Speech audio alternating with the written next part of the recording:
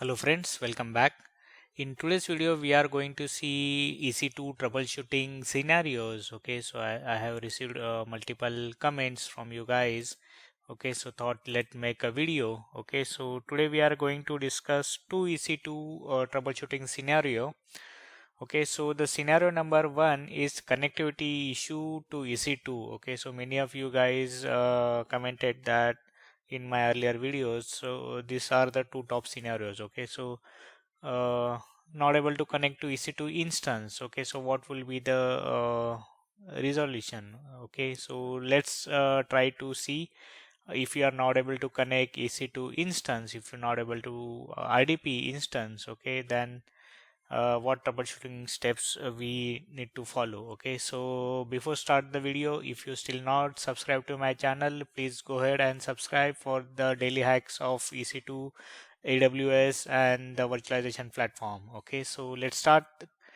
Okay, so you can see here I have one demo server Windows 2019 running position with the public IP. Okay, so let's see if I am able to connect. So before that, okay, let's see if this server is running or not actually, how you can see, right? So simple, go to action, go to monitor and troubleshoot, and here is the option get instance screenshot. Okay, so just click out here and you can see exactly what is the current status of the servers. Okay, the server is live and running and this is the screen. If you've seen some out error here like hard disk failure or something, then try to reboot. Okay, and try to connect again. If still the issue happens, then either you can restore from your backup or you can connect to AWS. It is up to you.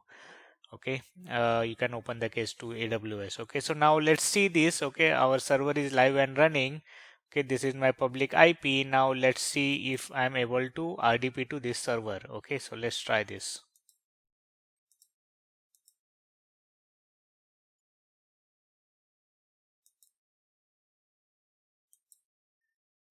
Okay, so you can see the error message which I received. So many of you guys received this kind of message. Okay, so what to do? What's the troubleshooting steps? Okay, so basically we need to check the networking part. Okay, EC2 networking, how the security groups are configured. So you can go to networking or you can go here directly to the security group. Okay, whichever is preferred to you. Okay, so let's scroll down. Okay, so let's go here. Security group.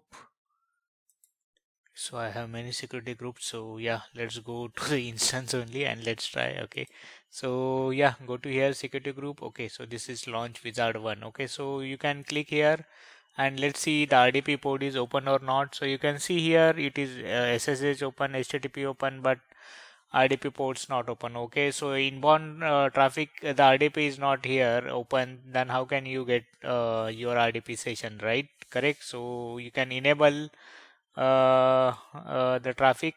Okay, so let's go ahead and do this. Okay, so add one more, add RDP. You can see here the RDP. Okay, here is RDP. Okay, so open RDP, default specify the CIDR range, whatever your IP address. Okay, don't add 000. Okay, don't open to the all. As per your VPC, whichever CIDR range you have created, just give that only. Okay, and click and save. Okay, and just try to connect again. Okay, so let's try.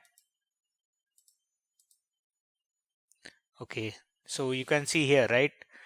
It's giving prompt for user ID password. Okay, so that means the RDP is working. Okay, so what we learn on the first scenario, we need to check first what is the server status. For that we need to go to instance screenshot. If that is working fine, okay, then what we'll do, we'll check the security group. Okay, we'll go here in security tab, we'll see which ports are open. Okay, and if RDP not listed, we can ask our network team to add RDP. If you are the administrator, you can also do yourself.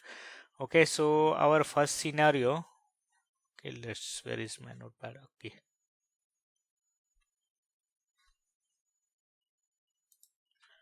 Okay, so the first scenario, okay, what we did, we checked the correct port configuration security group, okay, as well as get instance status.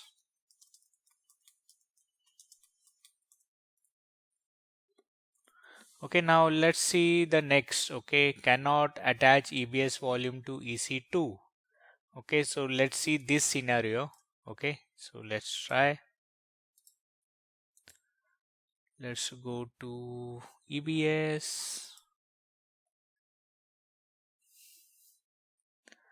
Okay, so that in use. Okay, so let's create one more volume. Okay, and we'll see if we can able to attach or not. Okay, let's try that. Okay, so 100 GB I don't want. Let's have 1 GB for quick.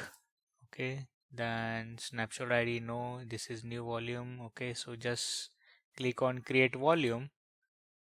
Okay, now it's in creating.